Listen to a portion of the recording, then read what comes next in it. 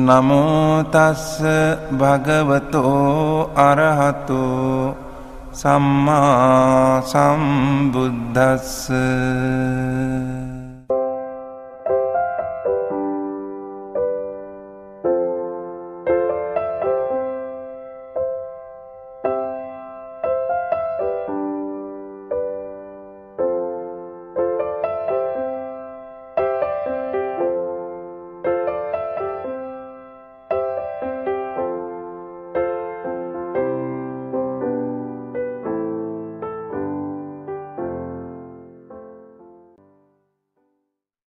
नमोबुद्धाय. मैत्रीपूर्ण जय भीम सर्वांना. मी कविता केशव अवसरमोल. मला आज डॉक्टर संघमित्रा मॅडमचा परिचय देण्याची जी संधी मिळाली आहे त्याबद्दल मी धम्मसाखरच्या ग्रुपची धन्यवाद मानते.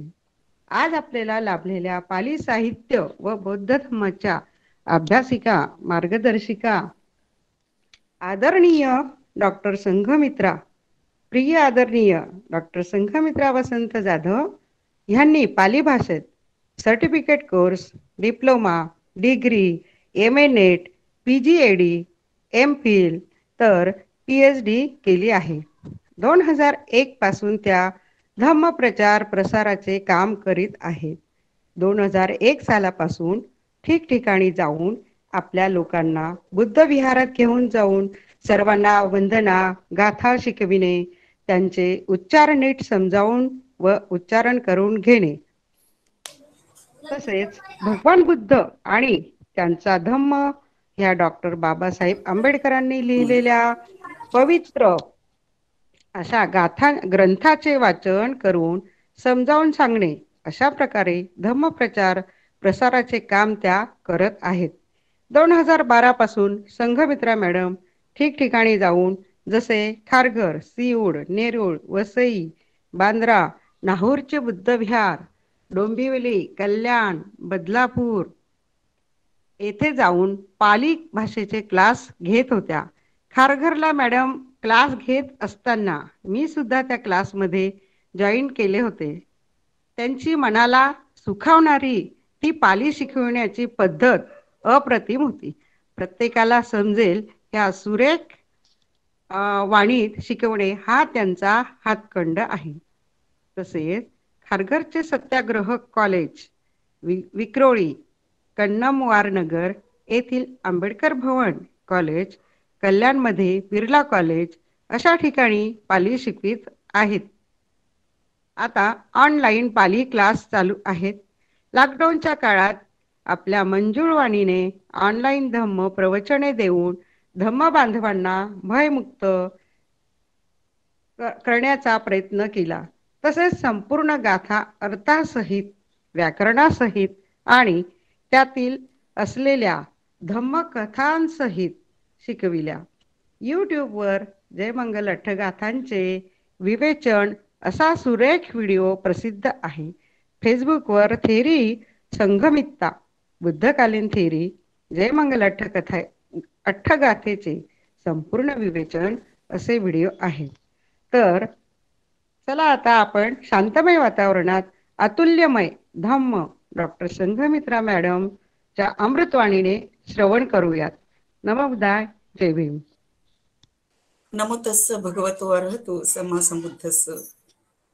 अखंड विश्वाला शांतीचा, समतेचा, बंधुत्वाचा मार्ग देणारे, खरा धम्म शिकविणारे महाकारुणिक तथागत भगवान गौतम बुद्ध, राजाधिराज प्रियदर्शन सम्राट अशोक, त्यांची मुलं थेरी संघमित्ता, थेर महामहिंद, भारत भाग्यविधाता बोधिसत्व, विश्वरत्न, परमपूज्य डॉक्टर बाबासाहेब आंबेडकर, क्रांतीसूर्य महात्मा ज्योतिबा फुले, क्रांतीज्योती माता सावित्रीबाई फुले, माता रमाई यांच्या पवित्र स्मृतीस वंदन आणि ते उपस्थित असलेल्या सर्वांच्या ठाई वसत असलेल्या बुद्धांकुरास माझे विनम्र अभिवादन.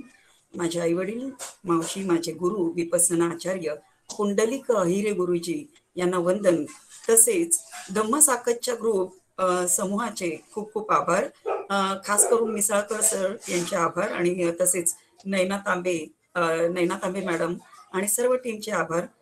खरोखरीच तुमचे हे जे कार्य आहे ते अगदी वाखाणण्याजोगेच आहे. कारण संपूर्ण विश्वातील सर्वश्रेष्ठ अशा त्रिपिटक पाली साहित्यातील अद्वितीय असा धम्मपद हा ग्रंथ अठ्ठकथांच्या सहाय्याने त्रिपिटकाच्या अभ्यासकांच्या माध्यमातून ऑनलाईन पद्धतीने जनमानसात पोचविण्याचे कार्य करीत आहात. त्यासाठी तुम्हा सर्वांचे पुन्हा एकदा अभिनंदन करते. आणि ते माझ्या काही पाली स्टुडंट्स देखील आहेत उपस्थित. तर सर्वांना पुन्हा एकदा जय भीम. आणि माझा विषय असा आहे की धम्मपद अठ्ठकथा पुप्पवग्गू गाथा क्रमांक 48 आणि 49. तर 48वी जी गाथा आहे ती पतिपूजिक कुमारीवत्तू आणि 49 जे आहे, जे आता तुम्ही ऐकल्या आणि खूप सुंदररित्या गाथा पठण झालेलं आहे. वंदना सुद्धा छान प्रेमलतांनी घेतली. त्यानंतर अवसरमोल मॅडम तर बापरे, म्हणजे त्यांना स्तुती करायला सांगितलं तर खूपच छान स्तुती करत असतात त्या, आणि मलाही त्या खूप आवडतात तशा. तर इथे माझ्या आधी जे वक्ते आले असतील किंवा नंतरही येतील आणि धम्मपद समजावून सांगतीलच, तर यात काही शंका नाहीच आहे. हा धम्मपद जो ग्रंथ आहे त्रिपिटकातील सुत्त पिटकातील 5वा ग्रंथ जो आहे खुद्दक निकाय, आणि खुद्दक निकायातील 2ऱ्या क्रमांकावर म्हणजे हा धम्मपद आहे. आणि हा मूल्यांचा महासागर आहे. आणि यातून भगवंतांच्या धम्माच्या तत्वाचं जे तेज आहे ते झळाळताना दिसतं. आणि सुंदर सुंदर आणि मौलिक विचारांचे माणिक मोती या महासागरात आहेत. मानवी जीवनाला प्रकाश देणारा हा महासूर्य आहे. धम्मपदात बुद्ध शिकवणुकीच्या सर्व सिद्धांताचे वर्णन असल्यामुळे संपूर्ण त्रिपिटकाचा तो सार आहे असं म्हणायला काहीच हरकत नाही. यामध्ये शील, सदाचार, दुःखमय जीवनावर उपाय, 4 आर्य सत्य, आर्य अष्टांगिक मार्ग, ज्याला आपण मध्यम पटिपदा सुद्धा म्हणतो, तर मध्यम जीवन मार्ग सुद्धा म्हणतात, आणि तसेच निर्वाण प्राप्तीचे उपाय इत्यादींविषयी सविस्तर असं वर्णन आलेलं आहे. जगाच्या इतिहासात धम्मपद हा अतुल्य आणि नीतिशास्त्राचे मार्गदर्शन करणारा असा अनमोल ग्रंथ आहे. आज आपण धम्मपद अठ्ठकथा बघणार आहोत. तर अठ्ठकथा म्हणजेच अर्थकथा, आणि अर्थकथांमुळे आपल्याला बुद्धांचे तत्वज्ञान समजून घेण्यास अत्यंत सोपं आणि सोयीस्कर होतं. तर या अठ्ठकथा कुणी लिहिल्या, याची काय गरज भासली, आणि किती शतकात लिहिल्या गेल्या, त्याला काय आधार आहे, किती वर्षांनी लिहिल्या गेल्या, आणि जो आधार आहे तोही म्हणजे नष्ट करण्यात आला श्रीलंकेकडनं, बरोबर ना. तर म्हणजे हे जे कथानक आहे, तर हे पाली साहित्याचा जो अभ्यास आहे, जे कलेक्शन आहे, त्यावर माझाही थोडा रिसर्च चालू आहे. आणि हे कलेक्शन जे आहे ते तुमच्या समोर मी मांडत आहे. संपूर्ण बुद्धिस्ट राष्ट्र जे आहेत आणि जे म्हणजे एखादी परंपरा जी आहे त्यांनी ही अठ्ठकथा स्वीकारलेली आहेत. आणि मूळ जे आहे ती श्रीलंकीयन किंवा सिंहली भाषेत थेर महामिंद आणि थेरी संघमित्ता यांनी म्हणजे इथून जे काही नेलं तर आणि तिथे जाऊन म्हणजे सिंहली भाषेत सांगितलं. त्यावेळी त्यांची भाषा कोणती असेल ना, आणि ते कोणत्या प्रदेशातील म्हणजे होते, किंवा त्यांची आई कोणती होती, म्हणजे विदिशा महादेवी कुठे, मध्य प्रदेश, बरोबर ना, विदिशा. आणि वडील कुठे, म्हणजे सम्राट अशोक जे आहे ते कुठले, पठणा मगधाचे किंवा बिहार ना. तर त्यावेळेस तिथे कोणती भाषा बोलली जायची, तर मागधी, आणि नंतर तिला काय पाली म्हटलं गेलं. मगध प्रांतातील भाषा त्यांनी म्हणजे त्या अठ्ठकथा ज्या नेल्या त्या कशा नेल्या, मौखिक नेल्या. आणि तेथील जी सिंहली भाषा आहे, श्रीलंकियन जी भाषा आहे, तर त्या स्क्रिप्टमध्ये, म्हणजे त्या भाषेत नाही तर त्या स्क्रिप्टमध्ये, आणि भाषा कोणती, पाली भाषा. तर अशा पद्धतीने तिथे संपूर्ण सगळं हे धम्म सांगितलेलं आहे. आणि जेव्हा बुद्धघोष तिथे गेला, तर तुम्हाला जास्त काय म्हणजे अगदी खोलात जाऊन सांगायची गरज नाही, कारण मिसाळकर सरांकडनं मी खूप सारं ऐकलंय की जे ऑडियन्स आहे किंवा खूप सारे सगळे ऐकणारे आहेत श्रोते, तर ते फार हुशार आहेत आणि त्यांना खूप सारं समजलेलं आहे भगवंतांचा धम्मपद काय, अठ्ठकथा काय, किंवा विसुद्धी मग्ग काय, किंवा बुद्धघोष काय, अठ्ठकथाकार कोण काय, सगळं माहित आहे. तर त्यामुळे थोडंसं फास्ट जाणार आहे मी. तर जेव्हा बुद्धघोष म्हणजे तिथे श्रीलंकेत गेले, तेव्हा त्यांना तिकडचे ते बनते होते तर ते देईना झालेत. आणि म्हणजे ते महाविहार जे होतं, महाविहारातील जे भिक्षू होते, त्यांनी त्यांची तपासणी केली, त्यांची परीक्षा केली, आणि परीक्षेसाठी गाथा सांगितल्या. कोणत्या गाथा, तर संयुक्त निकायामध्ये आपल्याला त्या सापडतात की यक्षाने जो कुठ प्रश्न विचारला होता भगवंतांना, की अंतो जटा बही जटा जटाय जटिता पजा, तंग तंग गौतम पुच्छामी को इमंग विजटे जटंती. तर भगवंत त्याला असं उत्तर देतात की सिलेपतिठाय नरो सपंयो चित्तं पඤ्यं च भावयं आतापि मीपको भिक्खू सो इमंग विजटे जटंती. तर म्हणजे ही जी जटा आहे म्हणजे आत आहे बाहेर आहेत है ना, जे काही सगळ्या जटा आहेत गुंतागुंती आहे आणि मग ती कोण म्हणजे संपूर्ण प्रजेमध्ये सुद्धा आहे, म्हणजे बाहेर सुद्धा आहे, आपल्या मनात सुद्धा जटा आहे, गुंतागुंता आहे, प्रश्न आहेत, प्रॉब्लेम्स आहेत. तर हे सगळं म्हणजे मी गौतमाला विचारतो की कोण ह्याच्यातून बाहेर पडतो किंवा या जटांना कोण सोडवू शकतो. तेव्हा भगवंत सांगतात की शिलामध्ये जो प्रतिष्ठित आहे शिलेपतिठाय नरोस पंयो प्रज्ञावान जो पुरुष आहे ना, आणि तो म्हणजे शिलांचं आचरण करतो, शिलामध्ये प्रतिष्ठित झालेला आहे. तर असं शिलेपतिठाय नरोस पंयो प्रज्ञेसहित, आणि तो कसं चित्तं भावयं काय शिलेपतिठाय नरो सपंयो चित्तं पඤ्यंच भावयं. म्हणजे चित्त म्हणजे काय आहे, चित्तामध्ये सुद्धा प्रज्ञा आहे आणि तो प्रज्ञेची भावना करतो, प्रज्ञा वाढवतो. प्रज्ञेने काय करतो, सतत सतत आतापि निपको भिक्खू सो इमंग विजटे जटंती. म्हणजे तो काय करतो, शील आणि समाधी आणि पඤ्या यांचा आधार घेऊन काय करतो की ह्या जटेला काय करतो, ह्या जटेला तोडतो, या जटेतून मुक्तता मिळवतो, विमुक्ती मिळवतो आणि काय होतो, अर्हत होत असतो. तर अशा पद्धतीने खूप सारं विश्लेषण आहे, तर मी इतक्यातच सांगते. तर अशा पद्धतीने जो पारंगत आहे, आतापी सतत तपणारा आहे, सतत ध्यान साधना करणारा आहे, शिलांचं आचरण करणारा आहे, तर असाच तो जो आहे तो काय करतो, या जटेला तोडू शकतो. तर ही जी संयुक्त निकायातील गाथा आहे याचं स्पष्टीकरण करायला सांगितल्यानंतर बुद्धघोषांनी या गाथांचं विवेचन करण्यासाठी अख्खाच्या अख्खा विसुद्धीमग्ग लिहिलेला आहे. म्हणजे विसुद्धीमग्ग नावाचा ग्रंथ रचला आणि त्यांची ती विद्वत्ता आणि बौद्ध तत्वज्ञानावरील प्रभुत्व पाहून काय झालं की ते सिंहली भिक्खू प्रभावित झाले आणि त्यांनी काय केलं की आपलं सारच्या सारं ग्रंथ भांडार खुलं केलं. अनुराधपूर येथील ग्रंथकार विहारात बसून सिंहलीमध्ये मागधी जे काही सिंहलीचे जे भाषांतर होतं ते मागधीमध्ये केलं आणि त्यानंतर ते भारतात परतले आणि त्यांनी काय केलं, बोधिवृक्षाची पूजा केली. बुद्धघोष चरित्रात तो काळ लंकाधिपती महानामाची कारकीर्द इसवी सनाच्या 5व्या शतकाचा प्रथमार्थ दिलेला आहे.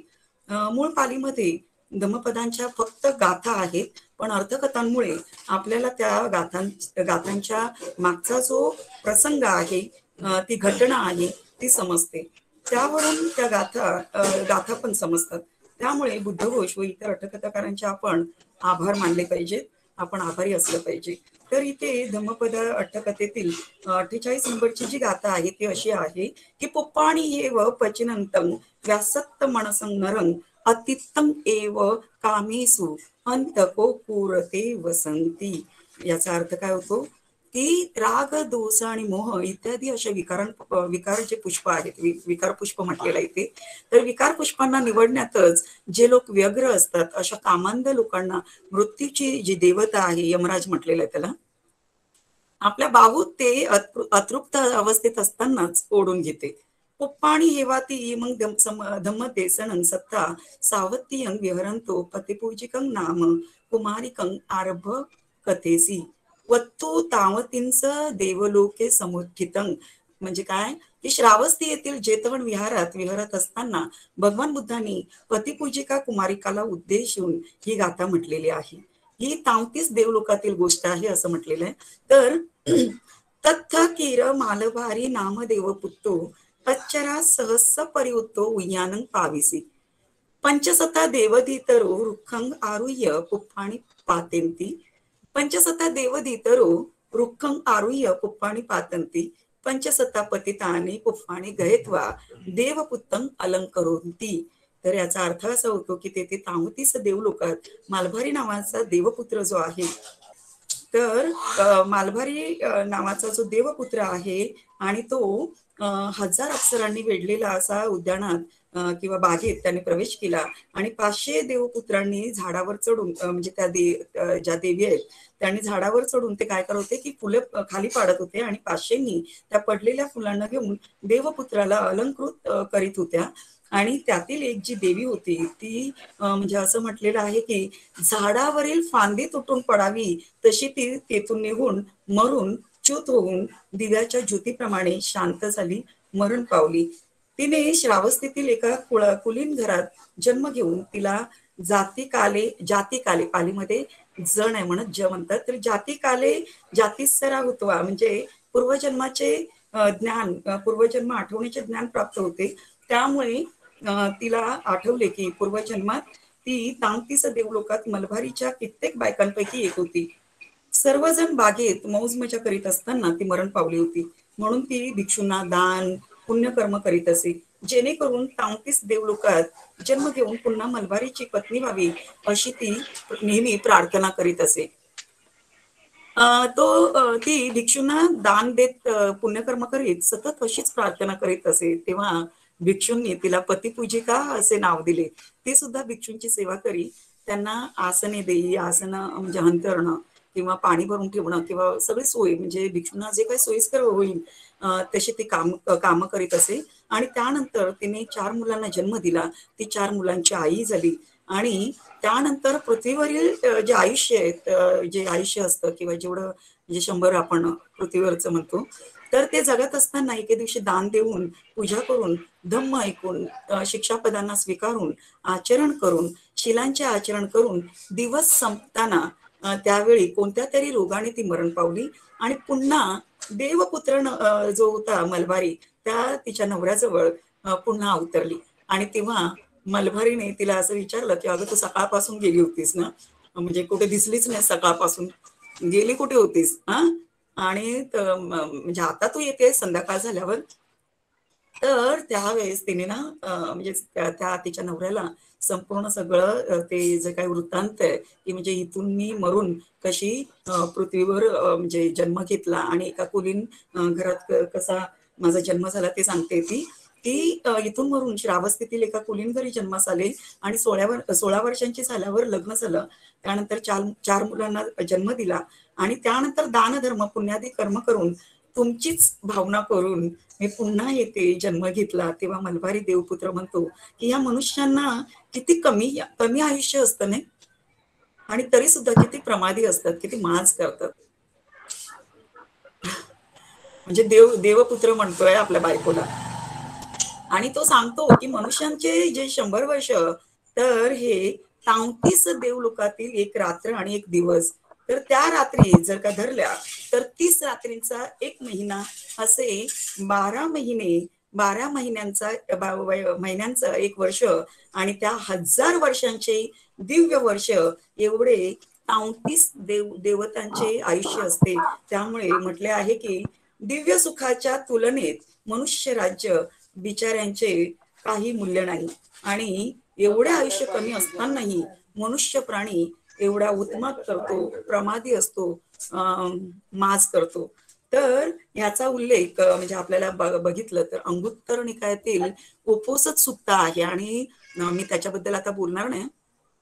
तर उपोसत सुत्तामध्ये विशाखा मिगार मातेला भगवंत उपोसत किती प्रकारचे असतात आणि ते कशी केली पाहिजे, कसं शिलाचरण केलं पाहिजे आणि त्यानंतर म्हणजे जशी ज्याच्या पारमी ज्याचं शिलाचरण त्या पद्धतीने कसं कसं कसं देवलोकात आपली गती होते, तर याबद्दल तिथे म्हणजे सांगितलेलं आहे भगवंतांनी. तर तुम्ही बघावं. दुसऱ्या दिवशी जेव्हा भिक्खूंना हे कळलं की ती मरण पावली, तेव्हा त्यांनी भगवंतांजवळ जाऊन तिच्या त्या मरणाबद्दल आणि तिच्या संपूर्ण त्या दानाबद्दल वगैरे किंवा सेवेबद्दल सांगितलं. तर भिक्खू असं म्हणतायत की ती ना आपल्या नवऱ्याला मिळवण्यासाठी किंवा आपल्या नवऱ्याजवळ पुन्हा पुन्हा जन्म व्हावा म्हणून ती इतकं दानधर्म करायची, एवढी आमची सेवा करायची, एवढं पुण्यकर्म करीत होती. तेव्हा ना भगवंत म्हणतायत की या पृथ्वीवरच्या नाही, पालीमध्ये छान वाटतं ते वाचायला, तर या पृथ्वीवरच्या नवऱ्यासाठी नाही ती, तर पतिपूजिका जी आहे तर ती इथल्या नवऱ्यासाठी नसून तर 33 देवलोकात जो काय ऐशो आराम आहे किंवा संपूर्ण सगळं ऐश्वर आहे ना, ते उपभोगण्यासाठी, म्हणजे तो जो देवपुत्र आहे मलबारी आणि त्याची पत्नी नेहमी म्हणजे त्याची पत्नी होऊन किंवा अग्रस्थानी असावी अशी इच्छा बाळगून ती हे सगळं करीत होती. म्हणजे त्याच्या सततच्या सहवासासाठी त्याच्याजवळ पुन्हा पुन्हा जन्म व्हावा म्हणून ते सगळं करीत होती. तर तिने तशी भावना करीत होती आणि त्याप्रमाणे जशी भावना करीत होती तसं ते तिचा जन्म झालेला आहे. तर प्राणी मात्रांचे जीवन क्षणभंगुर आहे आणि ते अतृप्त असतानाच त्याच्या कामवासना किंवा इंद्रिय सुखाची तीव्र आकांक्षा असतानाच मृत्यू त्यांच्यावर झडप घालून आपल्या ताब्यात घेत असतो. अंतप, आता इथे अंतप म्हटलेलं आहे गाथेत. तर अंतप म्हणजे माराचं दुसरं नाव आहे आणि मृत्यूमार सुद्धा म्हणतात त्याला. तर काम म्हणजे कामवासना, डोळ्यांना कसा की रूपाचा, नाकाला गंधाचा, कानाला आवाजाचा, जिभेला चवीचा स्पर्श, कायेचा स्पर्श, तर ह्यामुळे संवेदना निर्माण होतात आणि त्या सुखद दुःखद असतात. सुखद संवेदना हव्याशा वाटत असतात आणि म्हणूनच ती मिळवण्यासाठी वारंवार मनुष्य वारंवार प्रयत्न करीत असतो. आणि त्यामुळेच काय झालं, पतिपूजिकाही देवलोकात जन्म घेण्यासाठी दान धर्म पुण्यकर्म करीत होती. तर इथे आपल्याला म्हणजे प्रतीक समुत्पाद दिसतो की म्हणजे की काय सांगितलं मी की डोळ्यांना रूपाचा, नाकाला गंधाचा आणि म्हणजे जे संवेदना सांगितलं मी आहे ना, स्पर्श सांगितला, स्पर्श झाला की वेदना आहे ना, फस्सोपच्या वेदना. तर अशा पद्धतीने आपल्याला इथे कार्यकारण भाव किंवा प्रतीत्य समुत्पाद सुद्धा दिसतो आणि ह्या प्रतीत्य समुत्पादानेच किंवा कार्यकारण भाव जो आहे तर यातूनच भगवंतांना ज्ञानप्राप्ती झालेली आहे. तर अशा पद्धतीने काय झालं की ही जी पतिपूजिका आहे तर ती म्हणजे तिने दोन देवलोकांची आसक्ती किंवा इच्छा भावना करून ती ते करीत होती आणि तिला आणि तसे झालेही. तर तिला पुन्हा पुन्हा जन्म किंवा म्हणजे त्यातून सुटका नाही, पण अर्हत म्हणजे जे आपण म्हणतो ना की अर्हत झाल्याशिवाय त्याच्यातून सुटका नाही. निब्बाण पदासारखे दुसरं सुख नाही आणि तिने निब्बाण पदाची भावना केली असती तर कदाचित म्हणजे तिच्या शिलाचरणाने किंवा दानादी पुण्यकर्माने तिला ते मिळूही शकलं असतं. म्हणजे असं मला इथे असं वाटतं. तर आपण एखादी तशी भावना करू शकतो. आणि निब्बाण हेच अंतिम सत्य आहे असे आपणास मध्यम निकायातील काही सुत्तांमध्ये भगवंतांनी म्हटलेलं दिसतं. तर इथे या कथेत आपल्याला ना दानपारणी दिसते, तशीच म्हणजे कर्मसिद्धांत सुद्धा दिसतोय, प्रतीक्त समुत्पाद दिसतोय. तर म्हणजे मला तर असं म्हणायचं आहे की डबक्यात न राहता महासमुद्राची म्हणजे तिने कशाची इच्छा केली, देव लोकात जन्मण्याची. तिने अर्हत पदाची इच्छा करायला हवी होती खरं तर, कारण एवढं सगळं शिलाचरण आणि एवढं म्हणजे सगळं करीत होती ती.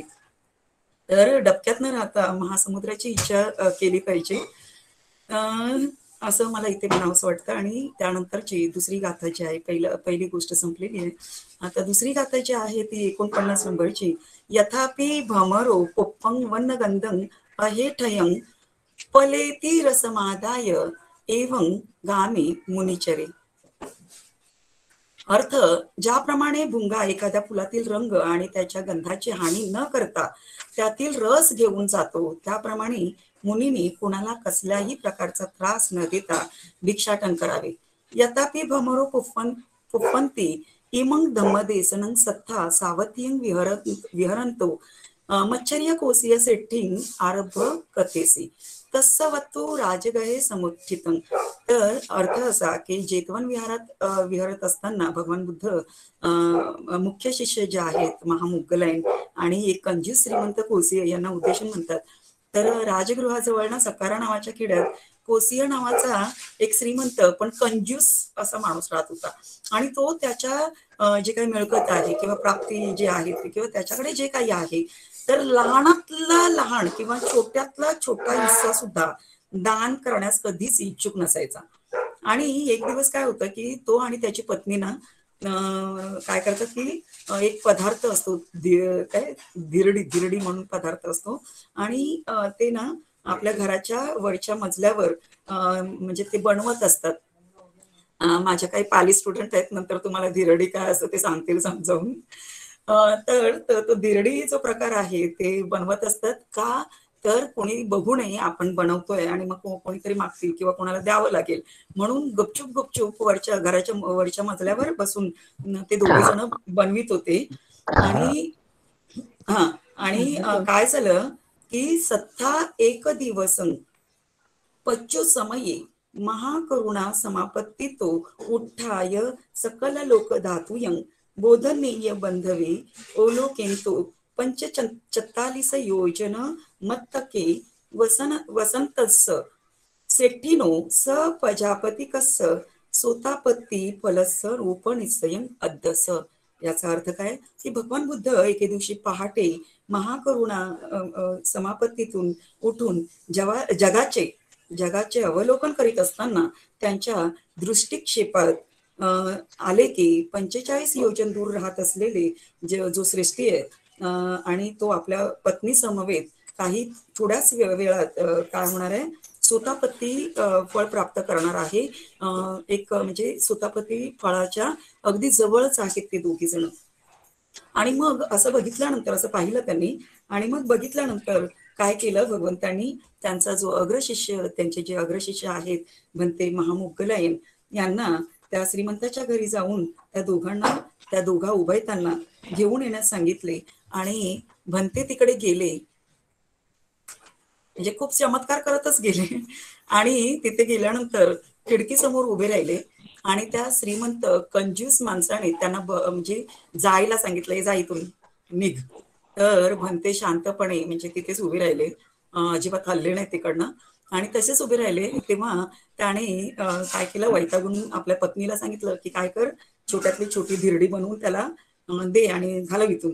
तर असं सांगितल्यानंतर तिने काय केलं की अगदी लहानसच म्हणजे कणकेचा तुकडा म्हणजे थोडस कणिक असं घेतलं ते पातळ असतं आणि तिने काय केलं की तव्यावर टाकल्यानंतर ना ते पूर्ण तवावर पसरलं. आता कोसियाला काय वाटलं की आपल्या पत्नीने काय केलं की खूप सारं कणिक घेतलं असावं आणि म्हणून काय झालं की ते संपूर्ण तवाभर पसरलं. मग त्याने काय केलं की स्वतः एक चिमूटभर असं कणिक घेऊन स्वतः तव्यावर असं टाकलं आणि ते काय झालं ते सुद्धा पूर्ण तवाभर पसरलं आणि त्यावरून छोट्यात छोटी धिरडी त्यांना बनवता आली नाही. कारण प्रत्येक वेळेस अगदी छोटं छोटं करायचे तरी सुद्धा कारण तिथे कोण आहे साधे सुधे आहेत का कोण तिथे उपस्थित कोणासाठी बनवत आहेत थेर महामोगलांसाठी आणि ते कशात पारंगत होते युद्धीमध्ये आणि त्यांच्या समोर त्यांना देण्यासाठी अगदी छोट्यातलं छोटं करतायत तरी सुद्धा पूर्ण तवा भरून पसरत आहे. तर असं एवढं सगळं म्हणजे करीत असताना त्यांना ते म्हणजे त्याच्यात यश आलं नाही की म्हणजे छोट्यातलं छोटं धिरडी बनवण्यासाठी आणि प्रत्येक वेळेस मोठीच धिरडी होत गेली आणि शेवटी कंटाळून काय केलं त्याने पत्नीला सांगितलं की टोपलीत तयार असलेल्या धिरडींपैकी एखादी त्यांना देऊन टाक. तर त्याच्या पत्नीने काय केलं की टोपलीतून एक धिरडी काढण्याचा प्रयत्न केला तर एकही धिरडी तिच्या हातात येऊ शकली नाही कारण टोपलीतल्या सगळ्या ज्या धिरड्या होत्या ना ते एकमेकांना अशा चिकटलेल्या होत्या आणि त्याचे सर्व त्यांचे जे काही ते धिरडी असं वेगळ्या करण्यासाठी इतके प्रयत्न करीत होते ते संपूर्ण सगळे प्रयत्न विफळ ठरले आणि कंटाळून शेवटी काय केलं की त्याने अख्खीच्या अख्खी टोपलीच धिरड्यांसह भंते महामोगलायन यांना अर्पण केली. आणि भंतेंनी त्या दोघांना धम्मोपदेश केला आणि त्यांना सांगितलं की भगवंतांनी तुम्हाला बोलावलं आहे आता विहारात. भगवंत आणि इतर भिक्खूगण तुमची वाट बघत असतील तर आपण आता इथून निघायचंय. आणि 45 योजन दूर असलेल्या जेतवन विहाराकडे भंतेंनी त्यांना घेऊन गेले त्वरेने घेऊन गेले. आता आपल्याला इथे सुद्धा दिसेल की म्हणजे त्वरेने घेऊन गेले 45 योजन म्हटलेलं आहे दूर आणि ते अगदी त्वरेने घेऊन गेले भगवंतांजवळ. मग कसे घेऊन गेले असतील तर ते सुद्धा इद्दीनेच. तर आता इथे मी चमत्कार म्हणणार नाही इद्दी पाटीहार्य म्हणतात त्याला. तर इद्दीने घेऊन गेले आणि काय झालं की तिथे गेल्यानंतर त्या दोघांनी भगवंत आणि 500 भिक्खू संघ जो होता त्यांना धिरडी भिक्षान्न म्हणून दान केली. आणि भोजनानंतर भगवंतांनी काय केलं की सर्वांनाच धम्मोपदेश केला आणि तो ऐकताच काय झालं की कोसिय आणि त्याची पत्नी दोघेही सोतापन्न झाले. तर मला सुद्धा इथे असं म्हणायचं आहे की कोसिया आणि त्याची पत्नी हे सुतापती फळास प्राप्त म्हणजे सुतापती फळ प्राप्त करणारच होते, शंकाच नाही. कारण भगवंतांनी सकाळी जे पहाटे जे जगाचं अवलोकन करीत असताना त्यांच्या दृष्टिक्षेपात जे आलं होतं की ही दोघे जण सुतापन्न होणार आहेत, तर ते होणारच होते, प्राप्त करणारच होते. पण कदाचित कुठेतरी त्यांचं दान पारमी कमी पडत असावी आणि म्हणूनच बनते महामोगलायन यांना तिथे पुढे पाठवून काय केलं की त्यांच्याकडनं ते सुद्धा पूर्ण करून घेतलेलं आहे. तर म्हणजे आपल्याला दिसतं की भगवंतांनी त्यांच्याकडनं दानादी पुण्यकर्म करून घेतलं आणि कोणाकरवी महामोगलायन यांच्याकरवी. तर भगवंत इथे आपल्याला अजून दिसतं की म्हणजे कसे महाकारुणिक आहेत आणि म्हणजे मनुष्य मात्रांचा उद्धार आणि त्यांची गती कशी सुधरवतात हेही दिसतं. तर त्यानंतर काय झालं की दुसऱ्या दिवशी भिक्खू संघात बनते महामोगलांच्या स्तुतीपर चर्चा चालू असताना भगवंत तिथे आले आणि म्हणाले की भिक्षूंनो, आपण सुद्धा महामोगलायनांसारखेच काय केलं पाहिजे, खेड्यात किंवा नगरात जाऊन कुणालाही त्रास न देता, त्यांचा विश्वास व उदारता याला धक्का न लागू देता काय केलं पाहिजे, भिक्षांना किंवा इतर वस्तूंचे दान ग्रहण केले पाहिजे. असं म्हणून गाथा म्हटली, जे सुरुवातीची गाथा आहे. यथापि भमरो पुफ्फं वन्नगंधं अहेठयं पलेती रसमादाय एवं गामी मुनिचरे. तर एखादा भुंगा जसा फुलाचा रंग किंवा सुगंध त्या फुलाला हानी न पोचविता जसा त्या फुलातला फक्त रस घेऊन जातो ना, तसंच काय करायला पाहिजे की गावात किंवा खेड्यात किंवा नगरात जेव्हा भिक्षू जातात भिक्षेसाठी, त्यावेळेस गावकऱ्यांना, त्या लोकांना थोडा सुद्धा त्रास किंवा कुठल्या प्रकारचा म्हणजे त्रास न होता किंवा काय म्हणतात ना की कुठल्याही प्रकारची हानी न करता काय करायला पाहिजे, आपल्याला जी भिक्षा मिळेल ती कशी आदराने आणि सुखाने समाधानाने घेतली पाहिजे. तर अशा पद्धतीने काय करायला पाहिजे की घरोघरी जाऊन प्रत्येक घरून जे अन्न स्वेच्छेने व आदराने दिलेले असेल तर ती भिक्षा म्हणून घ्यावी. आणि सदाचारी किंवा शीलवान भिक्खू कोणत्याही खेड्यात नगरात जाऊन लोकांची पिळवणूक, हानी होऊ नये म्हणून काळजी घेत असतात. तर त्यांनी दिलेली भिक्षा त्यांना त्रास न देता भिक्षूने ग्रहण करावी व त्या बदल्यात त्यांना धम्मोपदेश करावा. त्यांच्या आध्यात्मिक प्रगतीत मदत होईल असेच कार्य करावे, ज्यामुळे त्यांना आनंद, सुख, समाधान प्राप्त होईल. भिक्षूंनी जरी संसार त्यागला असला तरी जनतेशी त्यांची नाळ तुटलेली नसते. संसार त्यागणे, सोडणे म्हणजे स्वार्थपणा, मीपणा, अहमपणा त्यागणे किंवा सोडणे असेच आहे. आणि इतरांच्या उत्क्रांतीसाठी, मानसिक उन्नतीसाठी किंवा निर्वाण प्राप्तीसाठी त्यांना मदत करणे हे होय. म्हणजे हाच या गाथेचा अर्थ आहे. तर या दोनही गाथांमधून आपणास असे दिसते की निव्वण प्राप्तीसाठी जे काही शिलाचरण किंवा पारमींची पूर्तता करणे हे महत्वाचे आहे. निव्वण पद किंवा म्हणजे अर्हत पद जे आहे हेच सर्वश्रेष्ठ आणि अंतिम पद आहे. भगवंतांनी कोसियाची जी आसक्ती होती, तृष्णा होती, ती मारलेली या कथेत आपल्याला दिसते आणि दोघा पती पत्नीला सुतापती फळ प्राप्त होण्यासाठी मदतच केलेली दिसते. आसक्ती, तृष्णा ही अविद्येतून म्हणजे संस्कार, म्हणजे जसं अविद्येतून संस्कार, संस्कारातून विज्ञान, विज्ञान नामरूप सळायतन आणि त्यातून स्पर्श, फस्स वेदना. तर स्पर्शातून वेदना, मग त्या सुखद आणि दुःखद वेदना असतात आणि हव्याशा वाटतात. हे मी आधीच्या गाथेत कथेत सुद्धा सांगितलं म्हटलं. तर इथे या गाथेतही आपणास दानपारमी, प्रतित्य समुत्पाद, कर्मसिद्धांत याचं दर्शन होतं. तर आपण हे जे बघतोय, या दोन्ही ज्या गाथा बघितल्या तर त्या पुप्पवग्गातल्या आहेत. आणि या गाथा म्हणजे हे जे आहे संपूर्ण पुप्पवग्ग, तर ते अनित्य म्हणजे अनित्यता, पुष्प जे आहे, फुल जे असतं, तर अनित्यतेचं प्रतीक आहे. सकाळी जे आपण फुल बघतो ते कसं असतं, अगदी टवटवीत असतं आणि संध्याकाळी ते काय होतं, कोमेजत असतं. तर यातून आपल्याला भगवंतांच्या धम्मातील ती लक्षणांनी ज्या आहेत त्यातील एक लक्षण किंवा एक लक्षण जे म्हणतो आपण अनित्य लक्षण, तर त्याची जाणीव होत असते. उपवर्गात सर्व संस्कार कसे अनित्य आहे हेही दिसते. तर म्हणजे भगवंतांनी जेव्हा बनते महामोगलायन बनतेंची, हे राहिलं थोडंसं सांगायचं, तर बनतेंची स्तुती प्रशंसा केली तर इतर भिक्खूंनीही केली. तेव्हा भगवंत तथागत असं त्यांना म्हणतात की भिक्खूंनो, बनते महामोगलायन यांनी आत्ताच या कंजूस कोसियाचं दमन केलेलं नाहीये, तर यापूर्वी सुद्धा त्याचं दमन केलेलं आहे. तर असं म्हणत त्यांनी इल्लीस जातक सांगितलेलं आपल्याला दिसतं. तर अशा पद्धतीने अशा प्रकारे धम्मपद अट्टकथांतील दोनही गाथांच्या अर्थकथा मी सांगितल्या आहेत. आणि मलाही हे सांगत असताना खूप खूप आनंद झाला की तुमच्या समोर मला भगवंतांचा हा अलौकिक अनुत्तर असा धम्म सांगता आला, जो स्वाखातो भगवता धम्मो संधिटिको अखालिको एही पस्सिको ओपनेको पश्चत्तं वेदितब्बो असा आहे. आणि भगवंतांची जी स्टाईल किंवा पद्धत अशीच होती की एवढे मोठे तत्वज्ञान सांगत असताना ते कथेच्या किंवा गोष्टीच्या रूपाने सांगायचे. कारण कथा किंवा गोष्टी लोकांना फार प्रिय असतात. म्हणजे थांब गोष्ट सांगतो म्हटलं की उभा असलेला माणूस अगदी मांडी घालून वगैरे अगदी छान बसणार. तर अशा पद्धतीने सर्वांना गोष्टी रूपाने कितीही मोठं तत्वज्ञान असेल तरी ते समजत असतं. तर कथा आणि गोष्टी लोकांना प्रियच असतात आणि त्यातून आनंद आणि समाधान मिळत असते. तर तत्वज्ञान समजायला आणि आचरायला सुद्धा सोपी जातं. आणि म्हणूनच भगवंतांच्या जवळ म्हणजे त्या काळात ब्राह्मणांचा म्हणजे मला असं म्हणावंसं वाटतं की त्या काळात ना म्हणजे ब्राह्मणांचा लोंडाच्या लोंडा येत होता. आणि म्हणजे जर का त्या काळी मला असं म्हणायचं की त्या काळी जर का ब्राह्मण एवढे हुशार, एवढे पंडित, एवढे अगदी पारंगत होते वेदांमध्ये किंवा संपूर्ण विद्यांमध्ये, तर एवढं सगळं काय त्यांचं नॉलेज होतं किंवा काय, तर मग ते भगवंतांकडे काय येत असावेत. हा, तर भगवंतांचे ज्ञान हे संपूर्ण मानव जातीला जीवन जगण्याची कला शिकविणार आहे.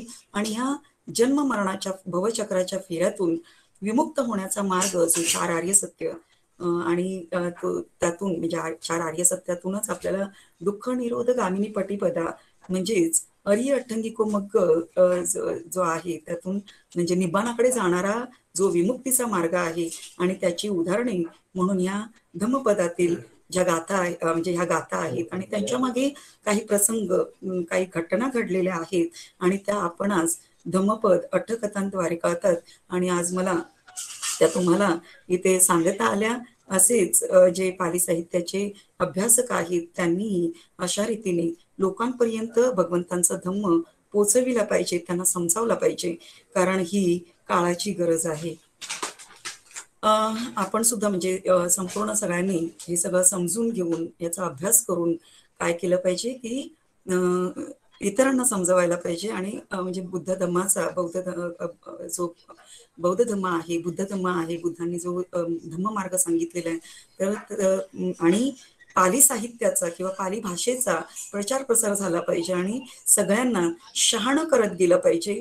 डॉक्टर बाबासाहेबांनी आपल्याला जो बौद्ध धम्म दिलेला आहे, म्हणजे आपली पुन्हा घर वापसी जी काय केलेली आहे त्याचं जतन आपण केलं पाहिजे, ते सगळं आपण सांभाळलं पाहिजे.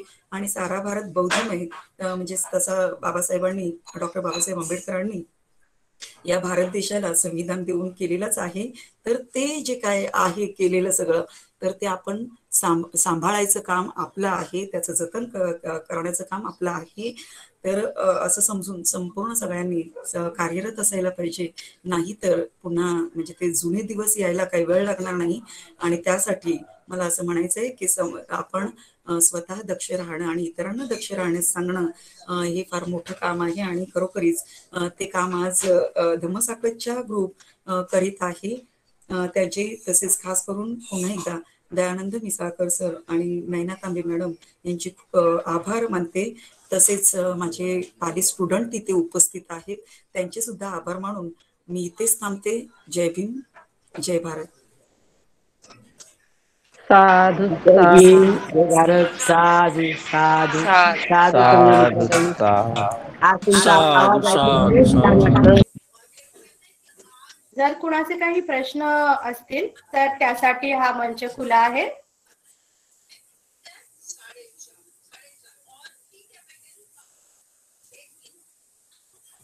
नमस्कार, जय भीम मॅम. मॅम, माझा फर्स्ट गाथेवर प्रश्न आहे. जी अप्सरा असते तिचा मृत्यू झाल्यावर ती मनुष्य लोकांमध्ये येते आणि दान धर्म करून, पुण्य कर्म करून ती भावना करत असते की तिला पुन्हा तिचा जो प्रिव्हियस हजबंड होता तोच मिळाला पाहिजे.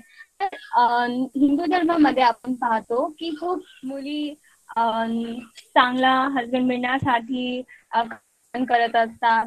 तर याचं आहे का मॅम? नाही, काय माहितीये की हिंदू धर्म किंवा काय ते सगळं राहू दे बाजूला, कारण बाकीचं सगळं बघण्यापेक्षा इथे पाली साहित्यामध्ये काय आहे ते आपण बघायला पाहिजे. कारण जसं तुम्ही जर का पाली शिकत जाल ना, म्हणजे पाली शिकाल आणि जसं जसं शिकत जाल किंवा अभ्यास करीत जाल ना, तर त्यावेळेस ना तुम्हाला जे काय आता तुम्ही इतर धर्मांची नावं वगैरे घेताय, तर त्याच्यामध्ये ना जे काय आहे आपण बघतो, जे काय सण बघतो किंवा परंपरा बघतो, तर हे सगळं ना पाली साहित्यामध्ये ऑलरेडी आधीपासूनच आपल्याला दिसतं.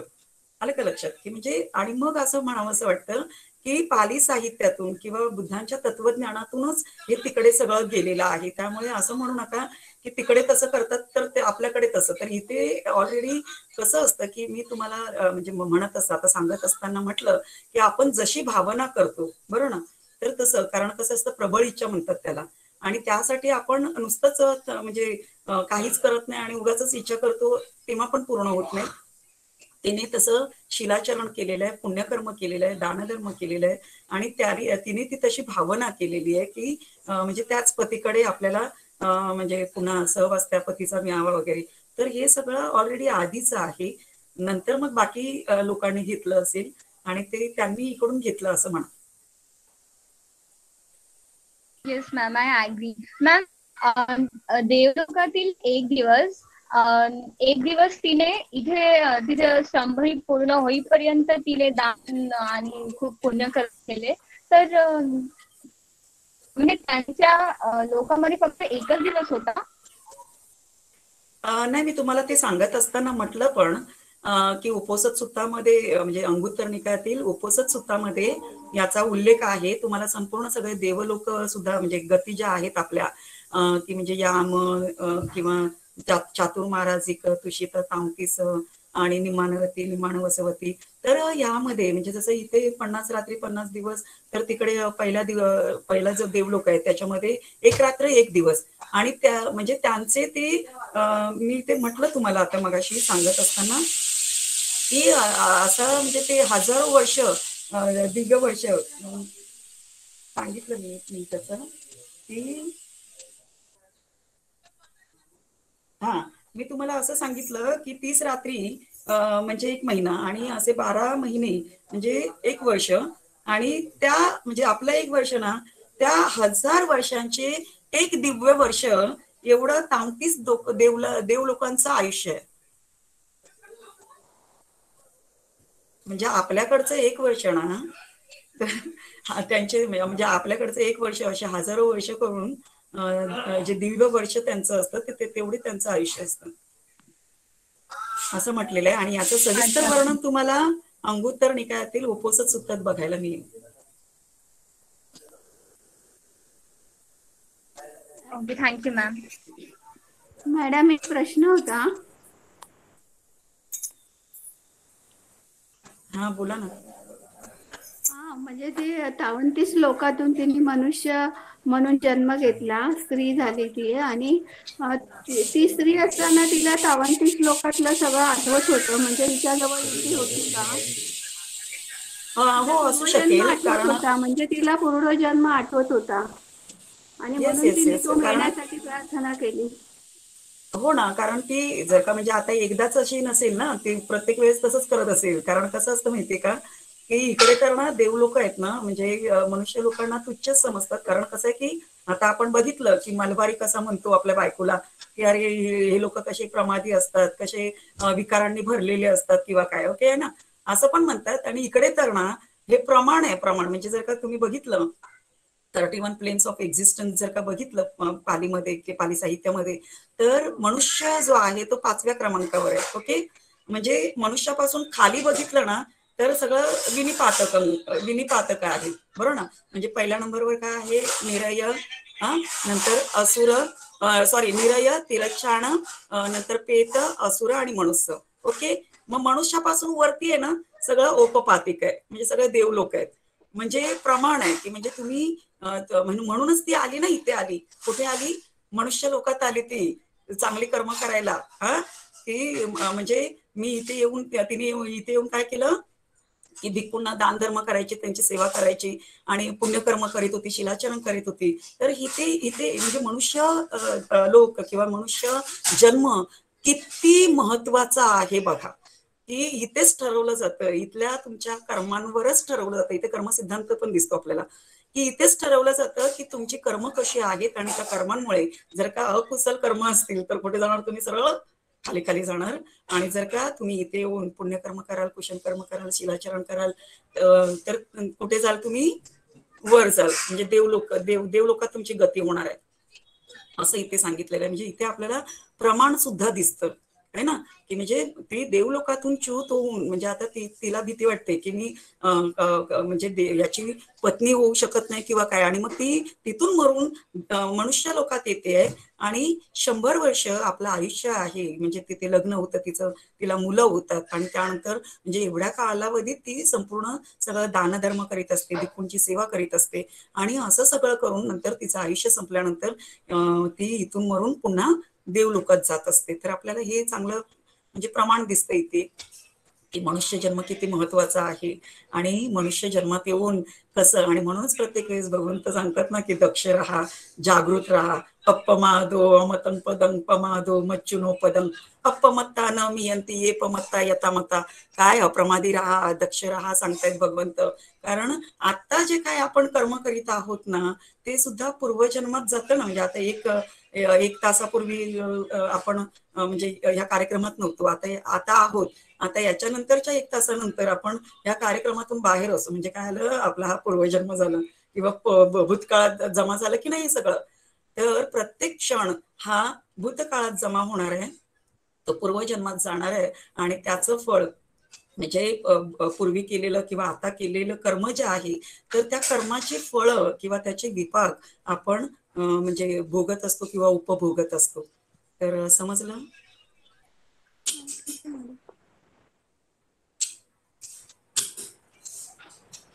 मॅम, तिने जर निब्बाणाची भावना केली असती तर तिला निब्बाण फळ सुद्धा प्राप्त झालं नक्कीच असतं. नक्कीच तिने जर का त्या पद्धतीने ती जर म्हणजे ती तर सेवा तर करीतच होती बरोबर ना, भिक्खूंची सेवा करीत होती, दानधर्म करीत होती, त्यांना हवं नको ते सगळं बघत होती आणि त्याबरोबर ती शिलाचरण सुद्धा करीत होती. त्याचबरोबर जर का तिने भिक्खूंकडनं म्हणजे धम्म समजावून घेतलंय, असं म्हटलेलं आहे की ती मरत असताना सुद्धा तिने धम्मश्रवण केलेलं आहे. सिक्खापद जे आहेत आहे ना, जे काही भगवंतांचा धम्म आहे तो तिने समजून घेतलेला आहे आणि त्याच्यातच तिने जर का विपස්සना किंवा ध्यान साधना किंवा तपणं जे आहे ना ते सुद्धा केलं असतं आणि संपूर्ण सगळ्या विकारातून जर का मुक्त झाली असती, कारण ती विकार घेऊन गेली आहे ना, ती संस्कार घेऊन गेली, संखारा घेऊन गेली ना ती, आणि पुन्हा आता तसेच संखारा घेऊन ती पुन्हा पुन्हा पुन्हा पुन्हा जन्म घेणार. तेच जर का संखारा किंवा सगळे ते विकार तिने संपूर्ण सगळे आसक्ती, राग, दोष, मोह जे काही सगळं नष्ट केलं असतं तर ती अर्हत होऊ शकली असती. Okay ma'am, thank you ma'am. कुणाचे प्रश्न आहे का अजून?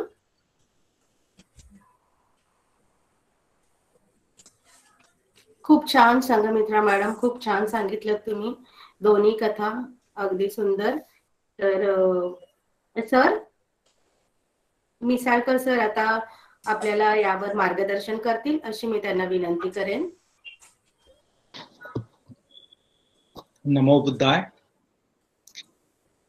संघमित्रा मॅडम, आपल्याला खूप खूप शुभेच्छा. तुम्ही खूप चांगल्या तऱ्हेने या दोन्ही कथा सांगितल्या आणि शॉर्ट मध्ये सांगितल्या पण सविस्तर, म्हणजे सगळं कंटेंट आले त्यात आणि त्याबद्दल खूप आभारी आहे. खूप गोड भाषेत तुम्ही सांगितलेलं आहे. प्रश्नाची उत्तरं पण खूप छान दिलेत आणि नेहमीप्रमाणे आपले जे श्रोते आहेत ते प्रश्न पण खूप चांगले विचारतात.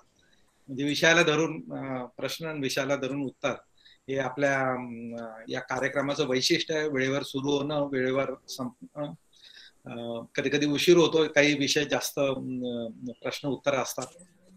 आयोजकांचे पण खूप आभार. त्यांनी ही संधी दिली, मॅडमला पण दिली, मला पण दिली आहे. तर काही मुद्दे मला सांगायचे होते संघमित्रा मॅडम. काही पालीचे कोटेशन आपण त्यांना सांगत असतो, तर तुमच्या परवानगीने मी थोडस ऍड करतो. बापरे, चालेल ना मी पुढे थोडं बोललं तर या विषयावर? सर परवानगी काय नाही, तुम्हाला ऐकायला आम्हाला खूप आवडतं.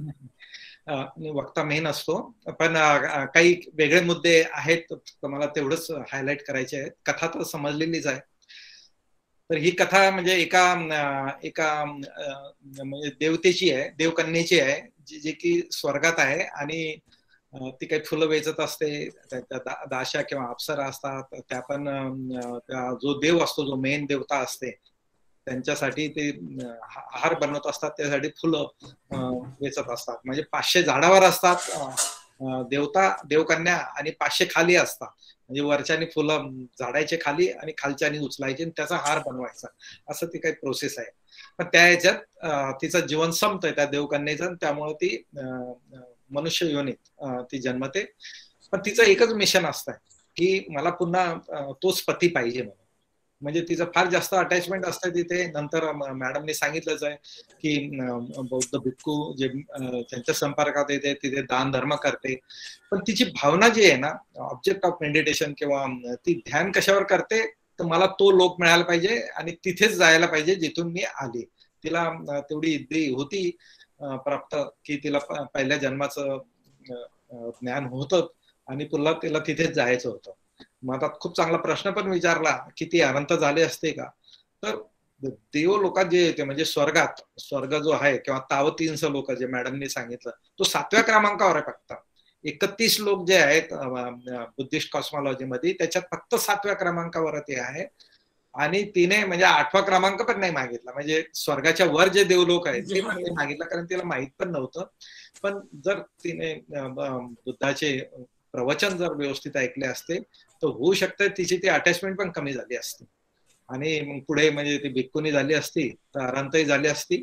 पण भिक्खुनी नसताना ती सगदागामी अनागामी या लेवलला नक्कीच गेली असती.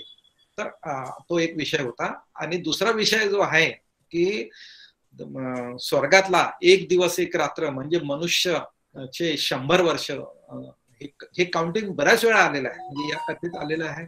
मॅडमने जे अंगुत्तर निकायचं जे उदाहरण दिलं आणि अशा बऱ्याच ठिकाणी आहे. आपल्या याच्यात पण आधी पण अट्टकथेत येऊन गेलेलं आहे.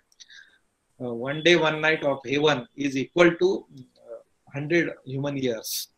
तर बाकी मंथ आहे किंवा 15वाडा दिवस हे काउंटिंग सारखंच आहे, फक्त जो पिरियड आहे तो खूप मोठा आहे. त्यामुळं देवलोकातलं जे आयुष्य आहे ते लाखो करोडो वर्षाचं असतंय आणि जितक्या वरचे देवलोक असतील तेवढा तो लाईफ स्पॅन किंवा काउंटिंग वाढत जातो. तर हजारो करोडो वर्ष वरचे लोक जगतात. आणि या कथेतून आपल्याला इतका सुंदर मेसेज आलेला आहे की आपल्याला आपलं आयुष्य खूप दीर्घ वाटतंय. 100 वर्षाचं आयुष्य आपल्याला वाटतं की खूप मोठं आहे. म्हणून बुद्ध नेहमी सांगतात की तुमचं जीवन एक क्षणिक आहे, क्षणभंगूर आहे. आणि तो या दृष्टिकोनातून सांगतात की दुसऱ्याचे जे जीवन लाईफ स्पॅन आहे, जीवन काळ आहे, तो लाखो करोडो वर्षाचा आहे, तुमचा 100 वर्षाचा काहीच नाही आहे. तर त्यामुळे बुद्ध हे सगळे त्यांना देवलोक माहित होते म्हणून ते नेहमी सांगायचे. पण म्हणून बुद्ध तेच म्हणतात ना की मूर्ख माणसाला वाटतं की माझं आयुष्य खूप मोठं आहे म्हणून आजचं काम तो उद्यावर ढकलतो आणि मृत्यू येईपर्यंत तो काही कुशल कर्म करत नाही, बेफिकीर राहतो. आपण त्याच्या आधी ज्या अट्टकथा झालेल्या आहेत नाही का, बेफिकीर अपमादो जे आलेलं आहे ते याच संदर्भात आलेलं आहे. आणि इथे आपल्याला ह्युमन काउंटिंग किंवा देवाच्या लाईफ स्पॅन आपल्याला कळत आहे. आणि जसं आपल्याला मच्छर असतो किंवा एखादा छोटासा कीटक असतो त्याला कुठं लाईफ स्पॅन असतो जास्त, त्याला काही दिवसाचं काही क्षणाचं लाईफ स्पॅन असतंय आणि आपल्यासाठी ते खूप क्षणभंगूर असतंय. पण आपण दुसऱ्यासाठी क्षणभंगूर आहे याची जाणीव आपल्याला नसते. पण बुद्ध वचनातून आपल्याला त्याची जाणीव होते आणि आपलं आयुष्य हे खूप क्षणिक आहे, क्षणभंगूर आहे. आणि मृत्यूची जाणीव ठेवा, नवीन गती जी मिळणार आहे मृत्यूनंतर. आपण आपल्या चित्तामध्ये जे विकार असते त्यामुळं आपल्याला जन्म घ्यावाच लागतो. आणि ती जी थिअरी आपण याच्या आधी पण डिस्कशन केलेलं आहे ती आपल्याला या कथेत मिळते. आणि दुसरी जी कथा होती ती मच्छर्य जे आहे तर ही कंजूस श्रेष्ठीबद्दलची कथा होती ही.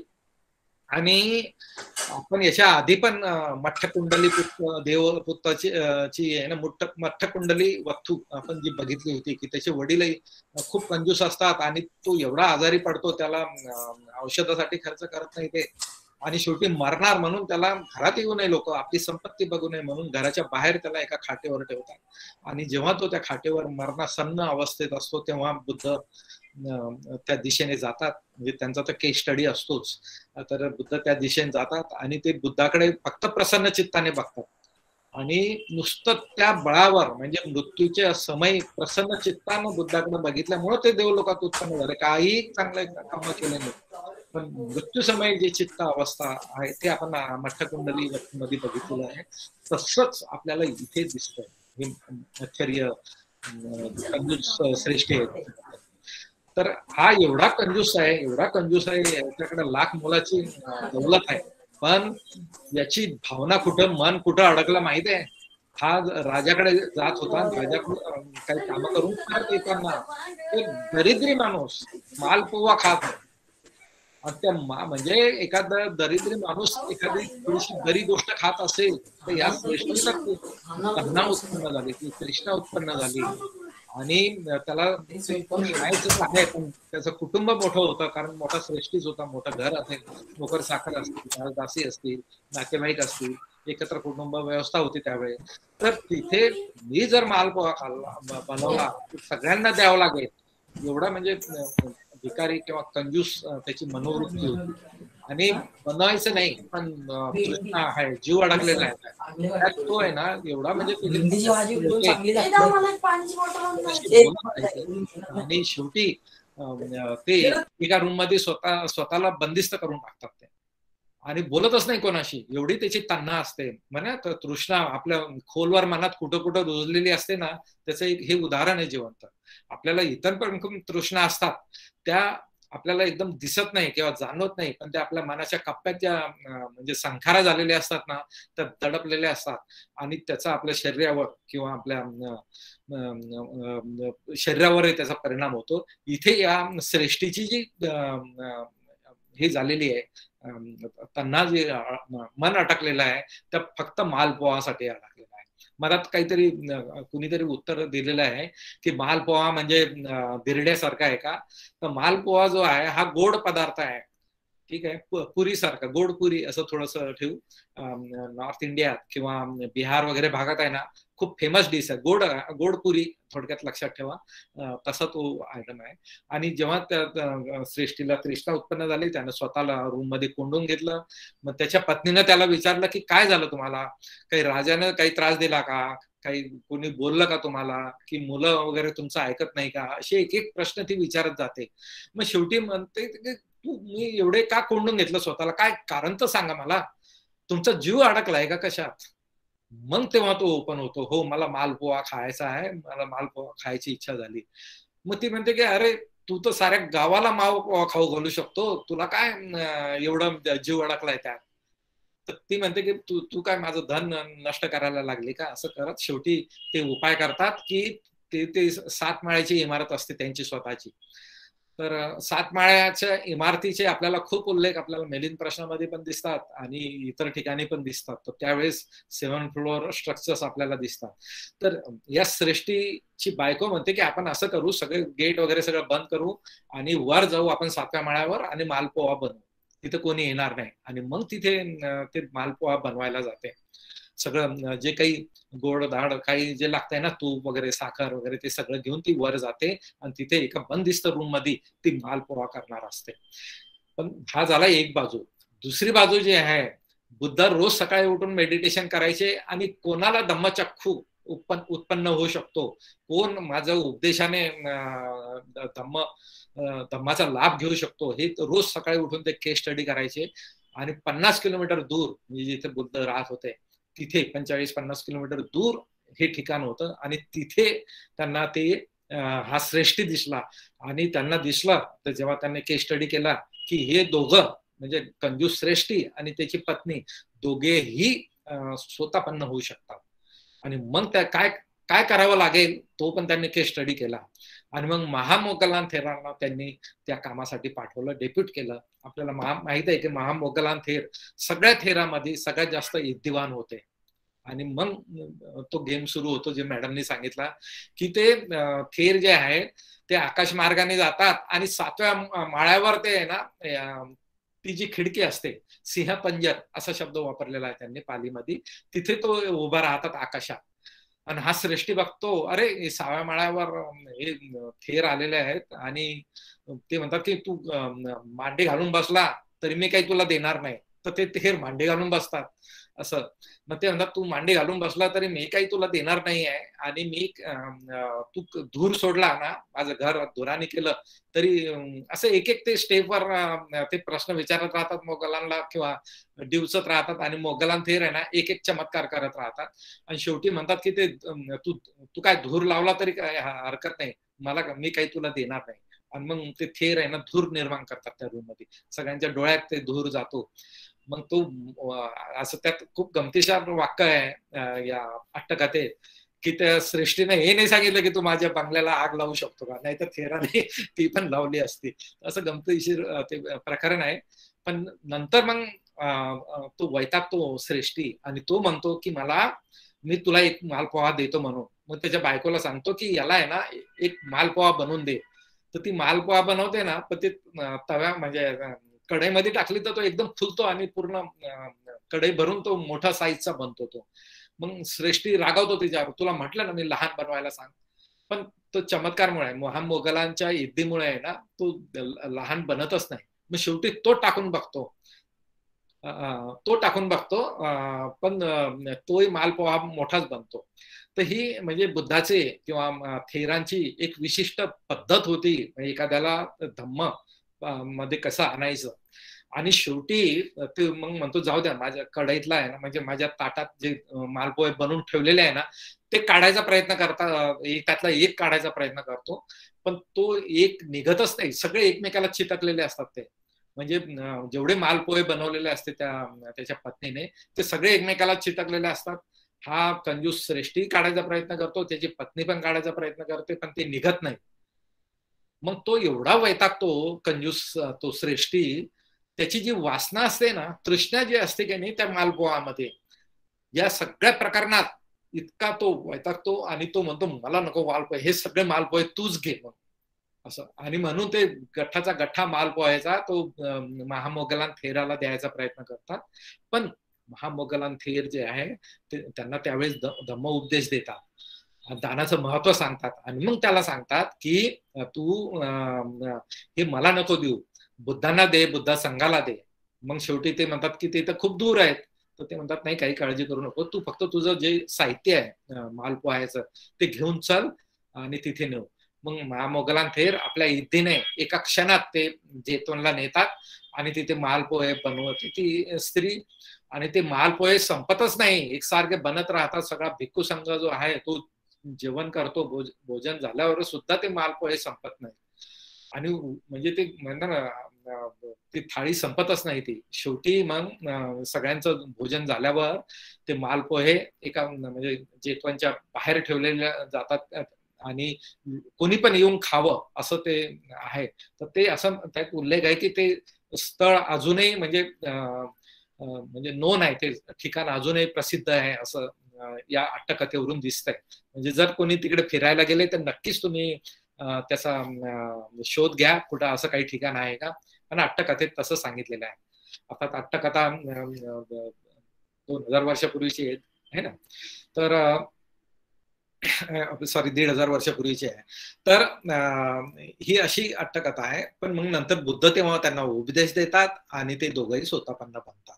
अशी ती कथा होती. एका कंजूस श्रेष्ठीला बुद्धाने किती वेगळ्या स्टाईलनं धम्माकडे आकर्षित केलं आणि त्याला धम्म लाभ आहे ना, धम्मचक्र उत्पन्न झाला, स्वतःपन्न सारखं. ज्यानं कधी आयुष्यात एक मालपोहा म्हणजे देण्याची त्याची लानत नव्हती, त्याने पूर्ण म्हणजे पुढे मग दान धर्मच केला.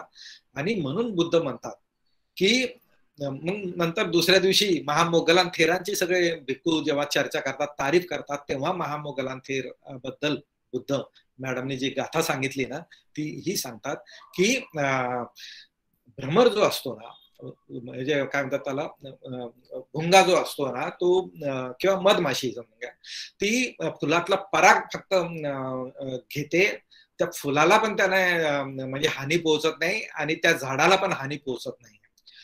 म्हणजे इतरांना कोणालाही त्रास देत नाही ते. यथा भमरो पुप्प वन्न गंध त्याच्यानंतरच आहे ते. तर थोडक्यात असं आहे की भ्रमर जसा पराग घेतो फक्त, फुलाची हानी करत नाही आणि त्या झाडाची हानी करत नाही, तसेच माझे बौद्ध भिक्खू आहेत जे कोणत्याही उपासक उपासिकांना थोडाही त्रास देत नाही. त्यांना जेवढं पाहिजे भोजन आहे किंवा एखादी वस्तू पाहिजे तेवढंच त्या परागकणासारखं घेतात, जे गरजेचं आहे तेवढं. त्याच्यानंतर ते घेत नाहीये. ते जे उपासक उपासिका आहे त्यांच्यात ते गुंतूनही राहत नाही, कारण भुंगा तिथून फुलावरून गेला की दुसरीकडे जातो तो. तर तसंच हे आहे की भिक्खू जेव्हा पिंडपातासाठी एका ठिकाणी जातो तोपर्यंत तो त्यांच्या संपर्कात असतो, पण त्यांचे सुखदुःख, त्यांचे फॅमिली, त्यांचे लग्न, त्यांचे मेसेज देणं किंवा सुखदुःखाच्या गोष्टी ऐकणं हे भिक्खू करत नाहीत आणि त्या भ्रमरासारखे राहतात. आपल्याला मिलिंद प्रश्नामध्ये पण जे उपमा वग्ग जे आहे ना त्यात त्यांनी ते सांगितलं की जे वटवळ पिल्लू आहे ना घरात जात आहे आणि पटकन बाहेर निघत आहे. म्हणजे काहीच्या घरात जात आहे, आता मुंबई सारख्या ठिकाणी नाही आहे ते, पण खेड्यापाड्यात जर बघितलं तर रात्री संध्याकाळी ते घरात येत आणि तसंच बाहेर निघून जात आहे. तसंच भिक्खूने पिंडपातासाठी गावात जायचं, भोजन केलं की तसंच निघून जायचं. तिथं लोकांसोबत गप्पाट गोष्टी करत नाही बसायचं. म्हणजे त्यांच्या संसार मटेरियल लाईफ मध्ये त्यांनी अडकायचं नसतं. उपदेश दिला, धम्म सांगितला, तिथून बाहेर निघायचं असतं. असं ते या दोन्ही कथा होत्या. संगमित्रा मॅडमने खूप सुंदर सुंदर पद्धतीनं त्या सांगितल्या आणि मी फक्त पीपीटी जी आहे ती फक्त रॅपिड दाखवतो, सांगत नाही तुम्हाला. मला एखादं जर वाटले की तो एखादं पालीचं वाक्य सांगायचं तर ते सांगायचं. थांबा थांबा थांबा. हा ठीक आहे, पुढे चला. पुढे नाही, इतके फास्ट केले की नाही दिसणार मला.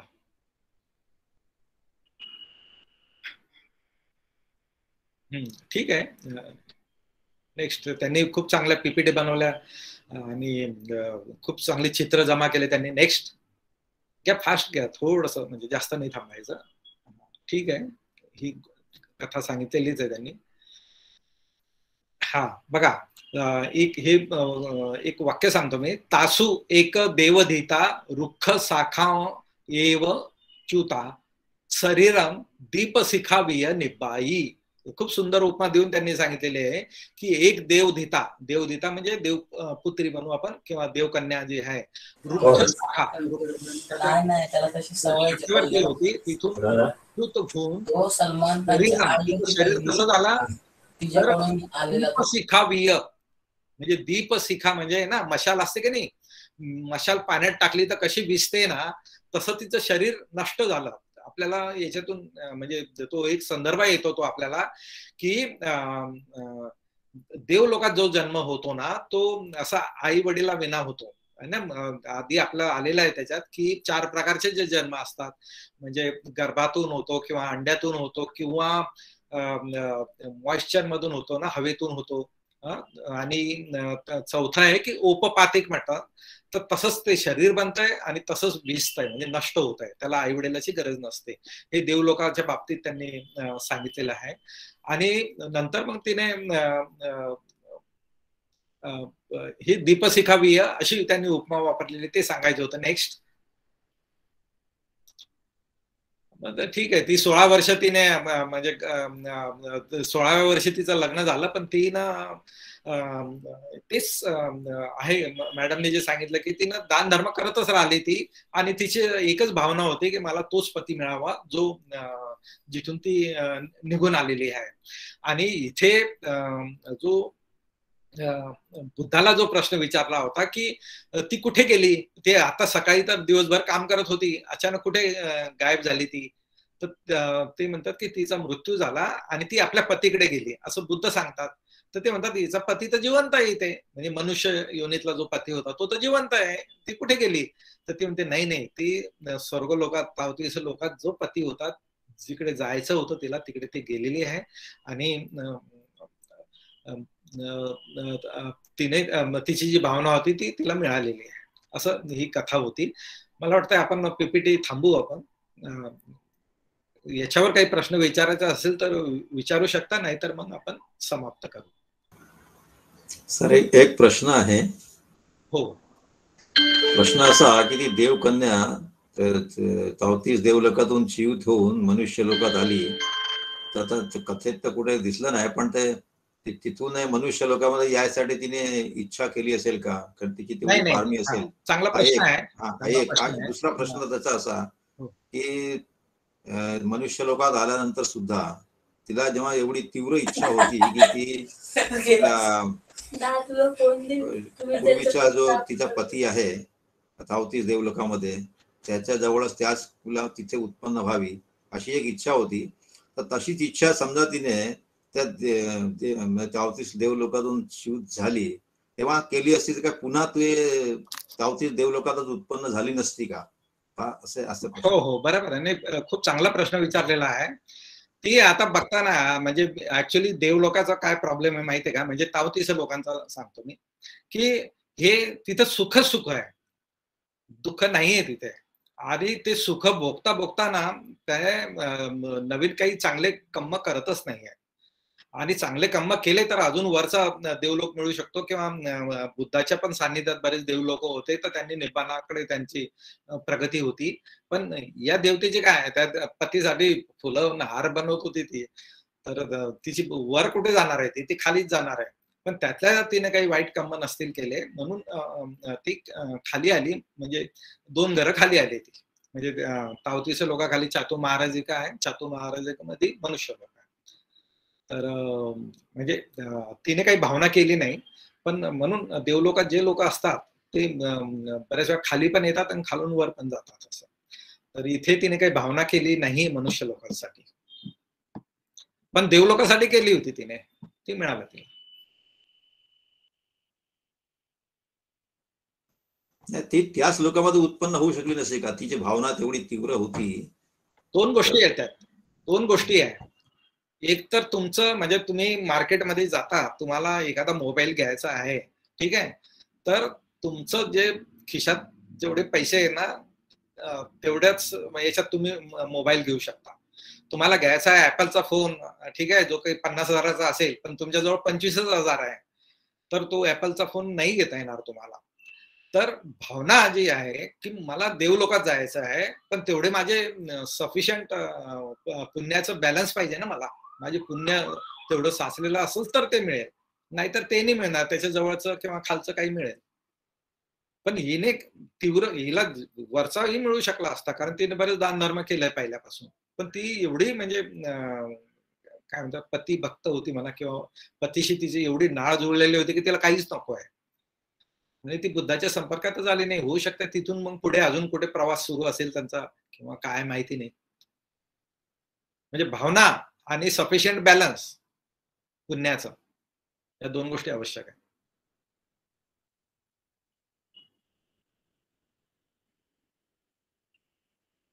अजून काही?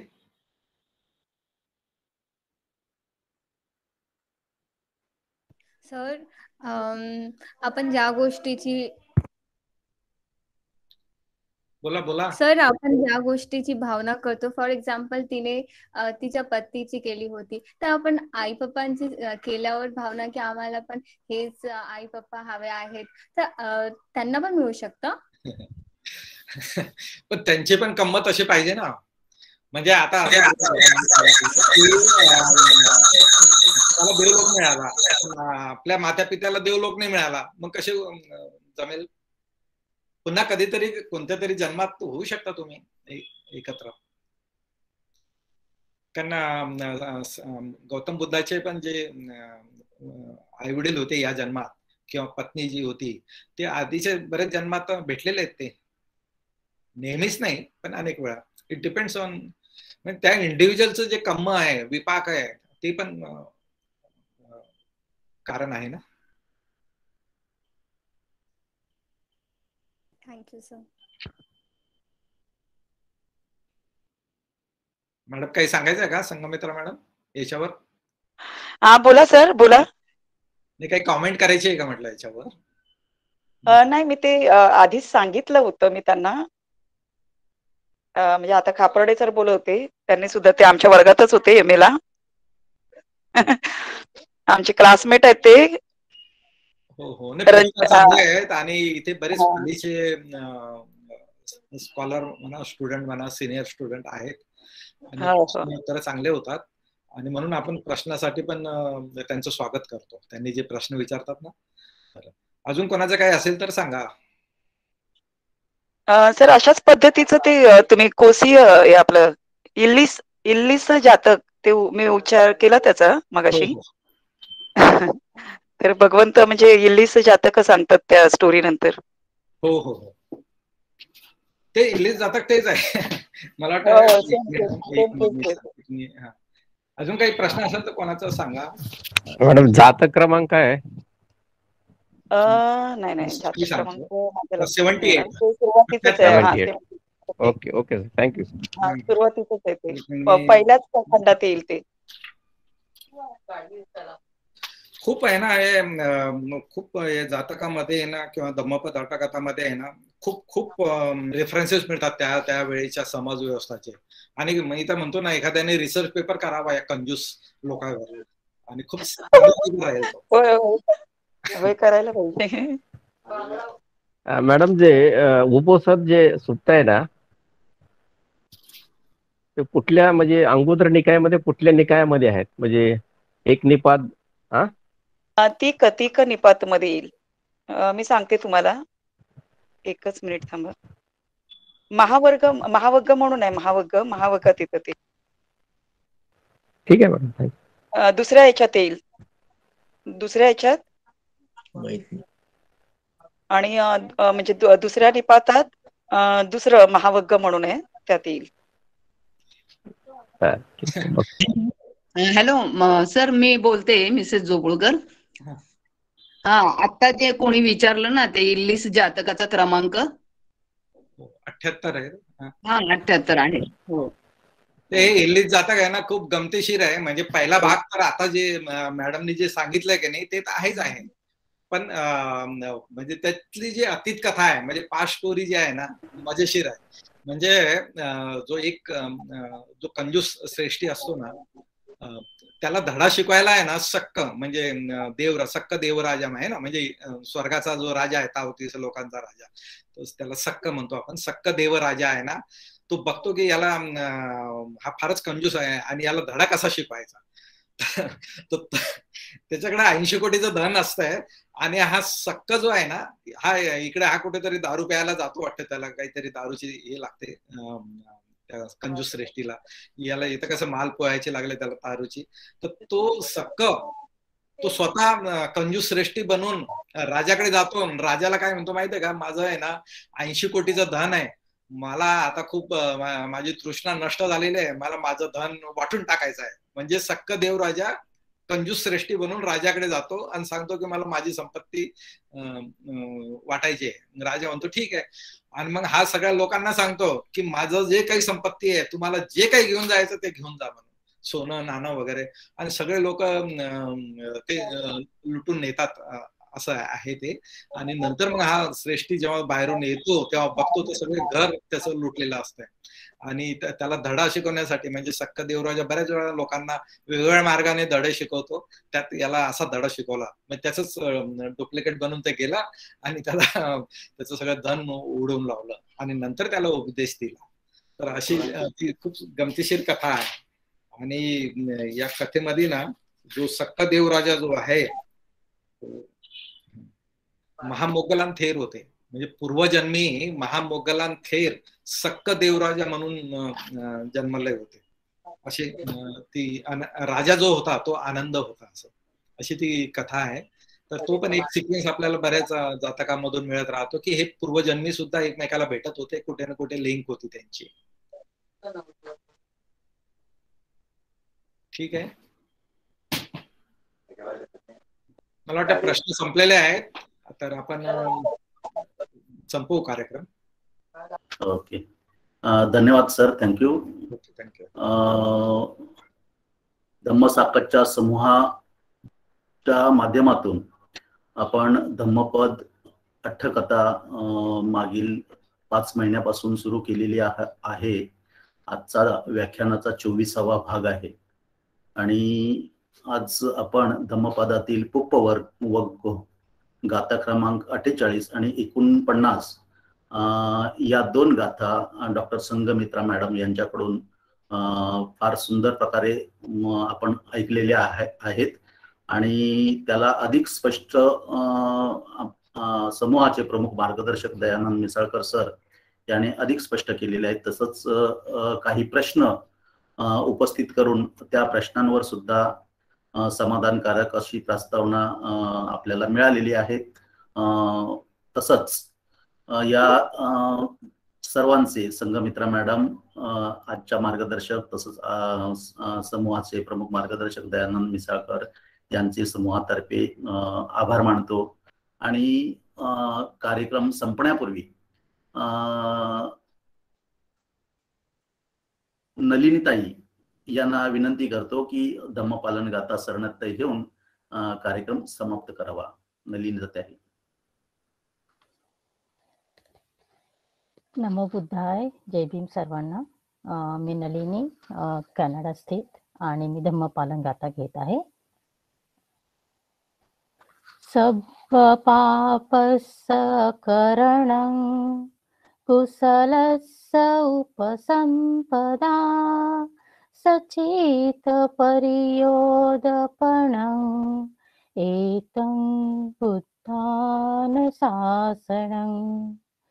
धम्मं चरे सुचरितं नतं दुचरितं चरे धम्मचारी सुखं सेति अस्मि लोके परमिचं न तावता धम्मधरो यावता बहुभासति यो जपमि सुत्वाणं धम्मं कायेन पश्यति सवे धम्मधरो होति यो धम्मं नपमज्जति नत्थि मे शरणं अयं बुद्धो मे शरणं वरम् एतेन सज्जवज्जेन होतु मे जयमङ्गलं नत्थि मे शरणं वयं धम्मो मे शरणं वरम् एतेन सज्जवज्जेन होतु मे जयमङ्गलं नत्थि मे शरणं अयं संघो मे शरणं वरम् एतेन सज्जवज्जेन होतु मे जयमङ्गलं. साधु साधु साधु.